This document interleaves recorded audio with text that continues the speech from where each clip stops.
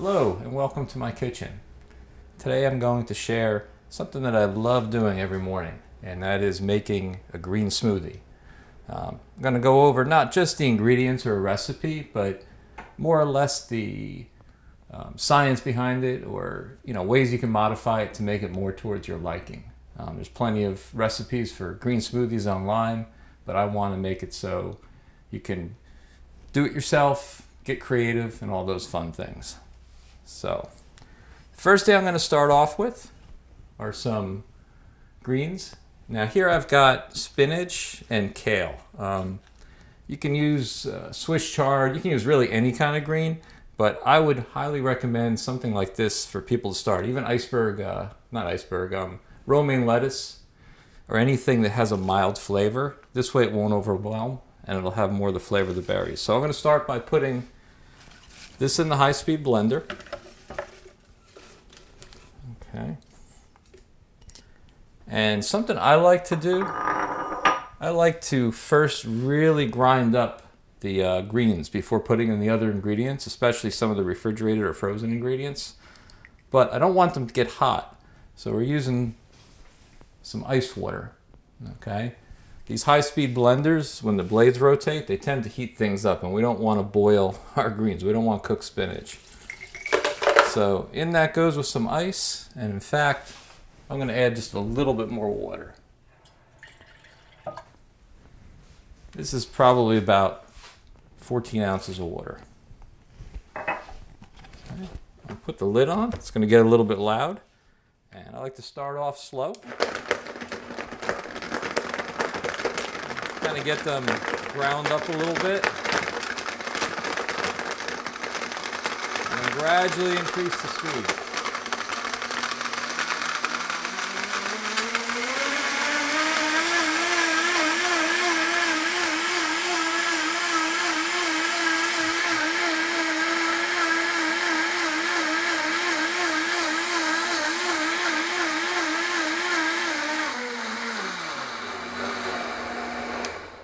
Alright, that's pretty pulverized, and it's really just a green liquid at this point. You can see here, that's just a green liquid. So now we're going to go over some of the other ingredients that I like to put in there, okay? Almost every smoothie, I put a banana in. Bananas are healthy. They also give it some sweetness, and they give it a nice mouthfeel. So I'm going to put that in there. Okay, and next, got some pumpkin seeds.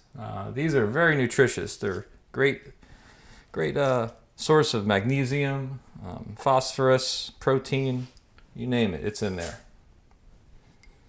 Okay, next, I've got the sweetener. I've got some figs here that are cut up, and also some dates. Now this is what's really going to make this very palatable for somebody not used to green smoothies. These add a tremendous amount of sweetness. You can cut back on it. Usually I only put one in, but for demonstration I'm putting a little bit of both in there. Okay. Now I've got a couple blackberries here. These were left over. They're not quite ripe, but because we have so many sweeteners in there, I'm going to use them up. These are some cashews, okay? So I'm actually making a black cherry smoothie, and cashews will add a creaminess, almost like a milkiness to it. So instead of using plant milk, which is expensive, far better to buy some raw cashews and just throw them in there. Add a little bit of extra water. You can actually make cashew milk just by blending these up with water. All right.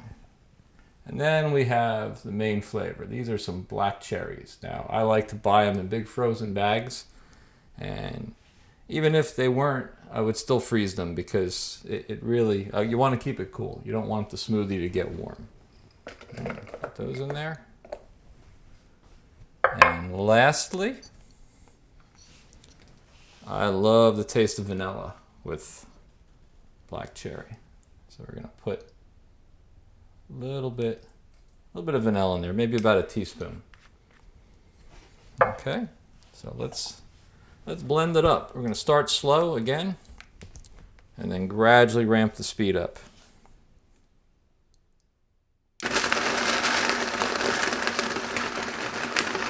You can see it's chopping everything right now. We'll speed it up a little.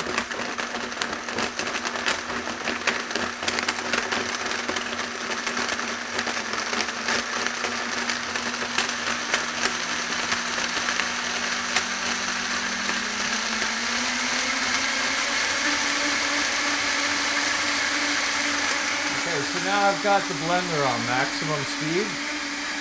What I like to do, sometimes I use my stainless container and you can't see in there. You can really go by sound. So if we slow this down, hear how there's still a few things rattling around in there? So that means there's going to be some chunks, so we got to go a little bit longer.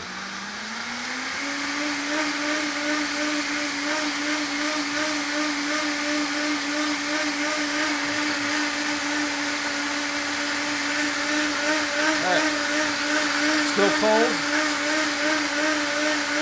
We'll slow it down again.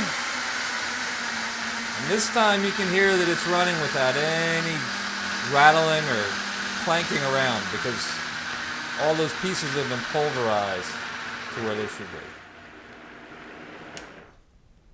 And there we go. So here is the result. Reuse this glass. See if they can see it up here.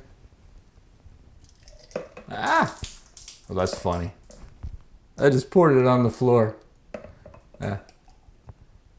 Not used to pouring up towards the camera like this, but that's all right.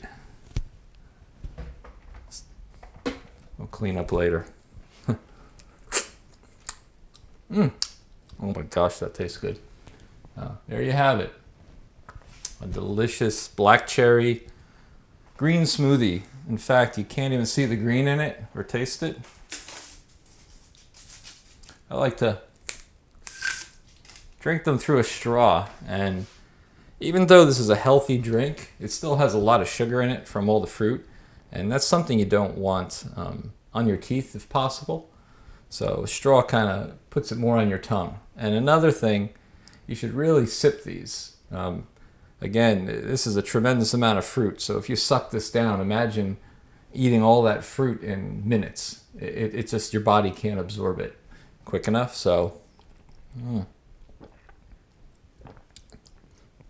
wow, I wish you could taste that. This really is good. All right, so there you have it. Black cherry green smoothie. Now it's time to clean up my floor.